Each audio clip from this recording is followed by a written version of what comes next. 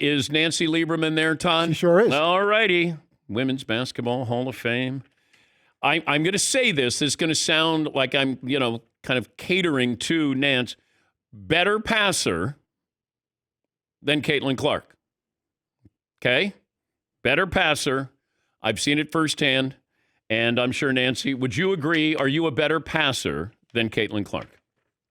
We both did our thing on the basketball court. I admire how she pushes the ball up the floor, her head's up, she's seeing her teammates.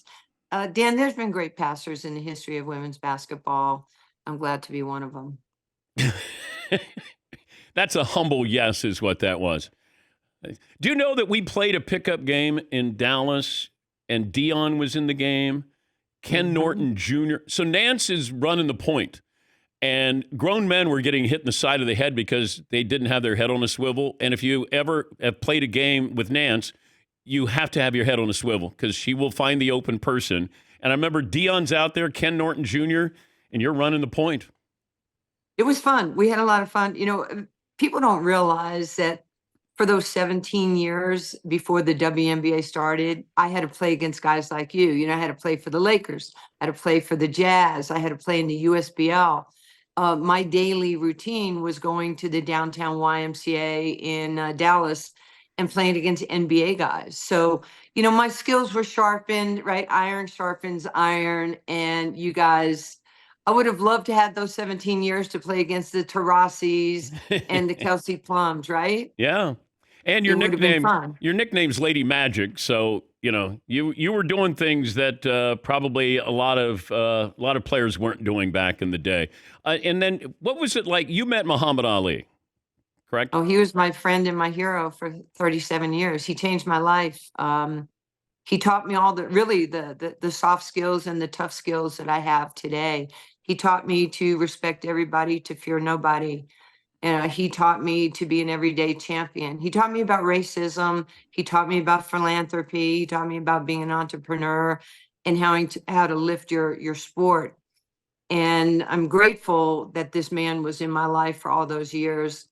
And Dan, like those last 10 or 12 years, for me to be with him in his home in Phoenix and feed him and put his bib on and hold his hand and just tell him how grateful I was for everything that he instilled into my life, and supportive. Even when I was hired, the second female hired in the NBA with the Sacramento Kings, second phone call was to the Alis.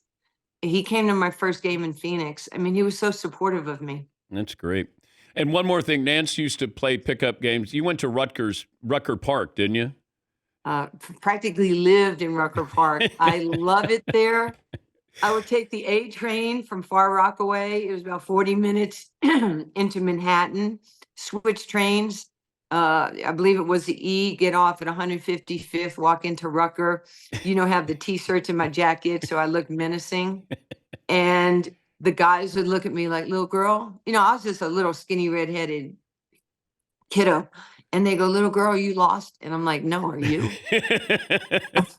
And they're like, do you know this is Rucker Park? And I'm like, yeah, I know. Like, great people play here. Is your name Rucker? And they would say, no. I said, good. It ain't your park. And I have lifelong friends, guys who protected me, rode the train with me. Actually, those experiences taught me, my mother, not to be racist or judgmental, because it was this love and kindness and bond with people that didn't look like me. It was amazing. Nancy Lieberman, Women's Basketball Hall of Fame. You've called a few WNBA games. Before I get to Caitlin Clark, watching her, how would you sum up this WNBA season? It's historic. It's amazing. I'm sure Commissioner, Kathy Engelbert and Adam Silver and Mark Tatum, everybody are looking at this and saying, we had hoped that this would happen. We, the players of my generation, had hoped this would happen. And to see just the enormous ratings, I think we're up like 346% ratings. We're on all platforms. Social media has been a part of it. The players that came out of college really, brought a lot of their cachet to the WNBA. And there's a healthy respect for the legends of the game that are currently playing, like the Tarasis and just, like the Tamika Catchings and the Sue Birds and some of the really great players that were a part of, the last, 25 plus years. All right, you've done a couple of how many games have you done, Caitlin Clark? A couple. I went to see her in college. We got to be friends. She won my award, and I promised I'd go see her play, and I did her last game in Iowa.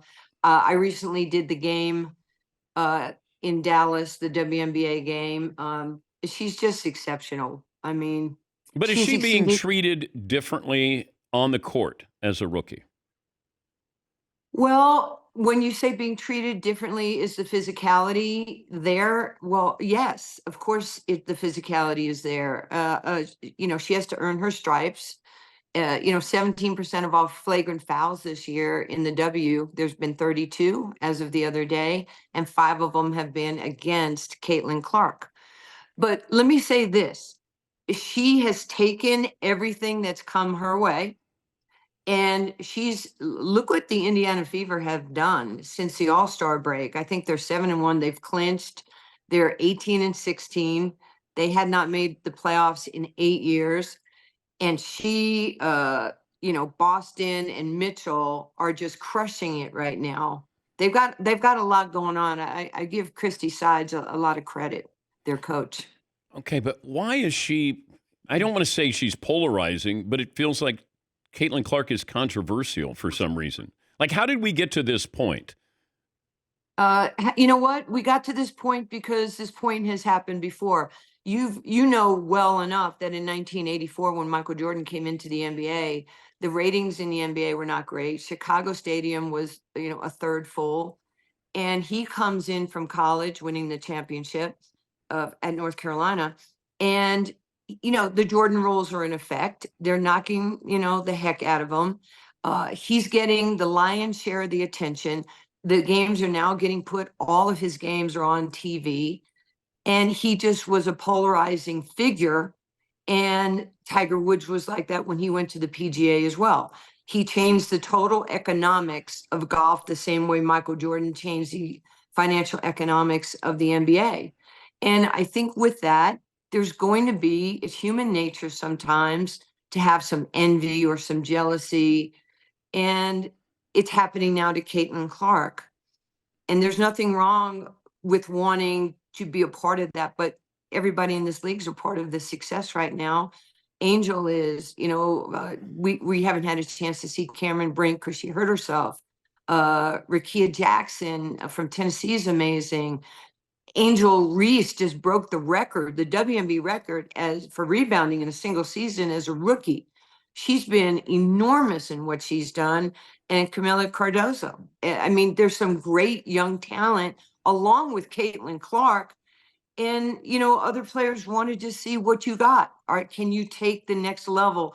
Diana Taurasi said it right early. She says, these players, including Caitlin, are going to come to the W, and they're playing against, grown women who have been at this for a long time. It's okay. It's called competitiveness. It's called, a will to win. And if you have the skill set, if you're a great player, you're going to be great no matter what. She's a great player. She's not just breaking, Caitlin, rookie records anymore. She's breaking W records. Angel Reese isn't just breaking rookie records. They're breaking W records. And you have to respect that. But there's also going to be players that are going to be tough on you. That's just the nature of the beast. I know, but they're trying to make this a Rookie of the Year race with Angel Reese. And I said, just stop. And I likened Angel Reese, the way she rebounds, to Moses Malone. And just offense and defense, she's relentless. Caitlin Clark is just different. This is a different stratosphere. Caitlin Clark should be runner-up to A'ja Wilson for MVP this season. League value, team value, playoffs, and doing things that we have not seen before by a rookie. Any problems with any of those comments? No, I don't. I think she is definitely. First, let me just state this: A'ja Wilson is the best basketball player in the world. She's unbelievable. And as great as she is, A'ja on the court and the MVP of the Olympics, her motor and her leadership. I mean, people want to be around her. Kids just adore her. She's got mega endorsements, her own shoe, a great book that I believe, is a bestseller. She's the top of whatever list you have. And then you have a list of other people who are having superior years. I mean, Nafisa Collier is just having a killer season right now with Minnesota. They're one of the top teams in the league that are going to vie for a championship. Cheryl Reeves is a great coach, our Olympic coach. I look at what Sabrina has done. This season is her best season, getting to the rim more, not just being, labeled a 3-point shooter. Caitlin Clark is in that next grouping under Asia Wilson of players who should be considered. And look, I know there's people that love LeBron James, don't like LeBron James, love Michael Jordan, don't like, the competitive, who is better? What generation is better? You're going to have that. That's just what sports is. But we shouldn't hate on somebody who's actually doing her job. And she's doing it really well and exceeding expectation. And a lot of these young players in the league, that's why the W is so appealing right now. And it's one of the most rated leagues in the world. And, I'm proud to be a part of it. I'm proud to see what's happening with the game. And, I hope that the great players in the league right now, whether it's Breanna Stewart or Collier or, Taurasi, Brittany Griner, I want them to continue to shine with Asia and some of the other players. But these rookies, they don't want to be labeled rookies. They're ballers. They're coming after you. They're coming for your job. They want guaranteed contracts. They want to have long-term success and make a lot of money. Great to catch up with you again, Nance. Thank you, Dan. I think I could still take you on the court. You couldn't go left. We know what happened when I was on the court, Nance. And you know what? You're bigger and stronger and better when we played than I had ever thought. And I did tell you that. Yeah. You are a legit basketball player at a high level. And I think you said handsome, too, at the time. Absolutely. Yeah. Absolutely. Always handsome. Just don't want to misquote you. Thank you, Nance. Always great to see you. Thank you. Bye. Nancy Lieberman. Yeah. I'm telling you, on the court, great, great, great passer.